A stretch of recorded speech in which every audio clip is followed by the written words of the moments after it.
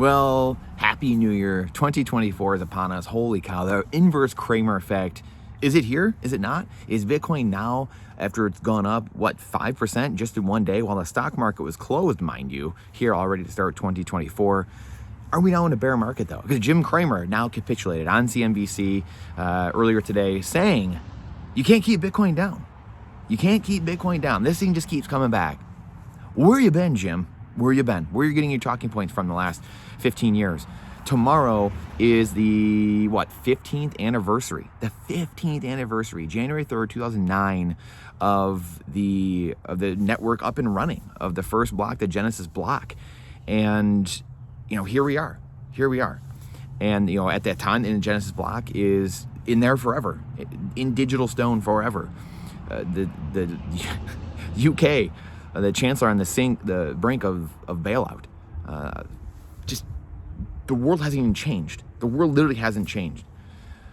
The chancellor on the brink of second bailout, actually, mind you. So anyway, you can see some of the Bitcoin trading cards. One of my favorite cards is the Genesis block, actually, card, and it has that in there. Just art's incredible, stuff like that. I'll do a video on it next time. But this is the world we're in. Cramer is flipping. Michael Saylor said this a few years ago. If Bitcoin's not going to zero, then it's going to a million.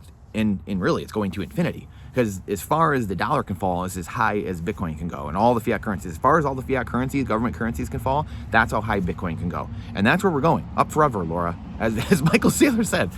It is binary. It's either one or the other. Either all people are going to capitulate, even Grant Cardone. I mean, Grant Cardone, literally, Gary Cardone, his brother, has come out of the woodwork. I think it's his twin brother, recently in the recent months. And Grant Cardone just came out and tweeted out today, the first book I've read, completed in 2024, already one day in, is the Bitcoin Standard by Saif Dean. You can't make this stuff up. Everyone gets there eventually. Everyone gets Bitcoin at the price they deserve. And it's a binary choice. Either you want the hardest money in the world and you don't want to be rug pulled, you don't want to be scammed or censored by your governments, or you do. And eventually everyone capitulates. And it doesn't matter if you're Jim Cramer, it doesn't matter if you're Michael Saylor, it doesn't matter if you're Paul Tudor Jones, Stanley Druckenmiller, George Soros, Jim Rogers, George Gammon, doesn't matter. Robert Kiyosaki, all these people, the Charlie Mungers of the world, God rest his soul, right? Didn't capitulate, didn't have enough time, unfortunately. It was here the last 100 years. Warren Buffett, maybe he capitulates. He says it's rat poison, and he's right. It's rat poison to people that aren't based in a merit-based system. Bitcoin is rat poison to grifters, rent seekers, and people that are sucking off the system. That's what it's the end for. So if you are aligned with freedom, if you are aligned with accountability and responsibility, and everyone improving and the gains being distributed back through the society, not just equally, but the gains of society themselves get redistributed, and the standard of living goes up and the cost of living goes down. People who work the hardest and provide the most value will still gain the most Bitcoin over time. That's the beauty of it. It's a twofold system where it's capitalistic in the nature that he who works the hardest and the smartest will still win and will still generally accrue the most Bitcoin, but the society gets to benefit as well. The energy, the systems.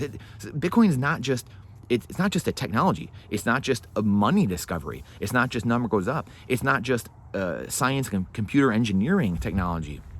It's a governance system. It's a new monetary system. It's a new way to govern ourselves. Humans have never had before. It's really taking the Declaration of Independence and the Bill of Rights and all that and kind of putting a bow on all that. Finally, we have a structure with rules, a monetary system with rules, not rulers, where it really finishes what the Founding Fathers in America started.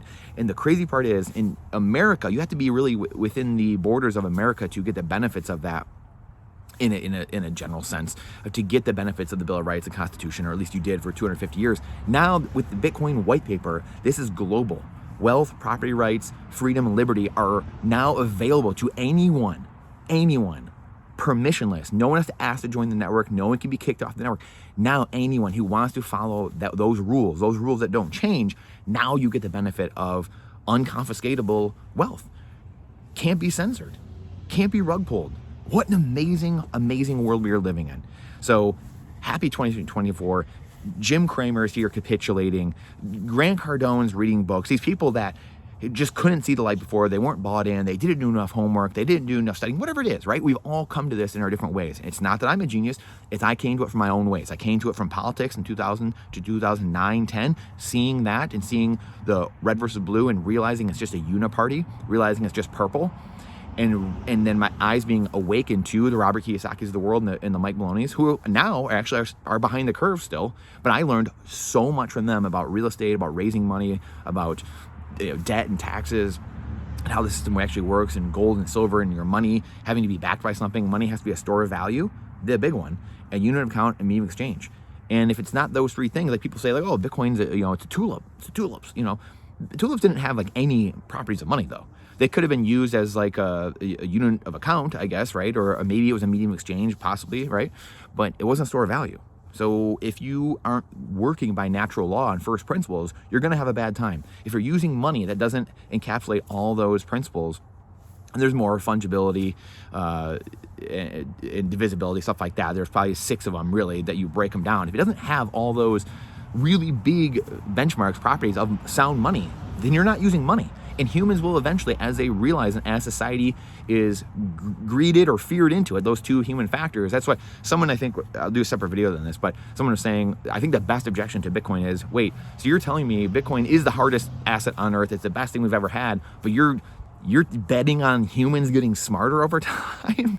And, two things can be true. We equally have possibly the dumbest things going on earth, the people getting dumber as a collective, but also more knowledgeable at the same time, right? We have more knowledge, so both things can be true, but that's the great thing. Bitcoin doesn't ask you to change. Satoshi with the white paper didn't ask you to change. Divine providence, I truly believe, came down with he, she, they, or whatever, with the Bitcoin and Satoshi, and then they left, just unannounced, left to give us this immaculate conception that can never be done, never can be duplicated again.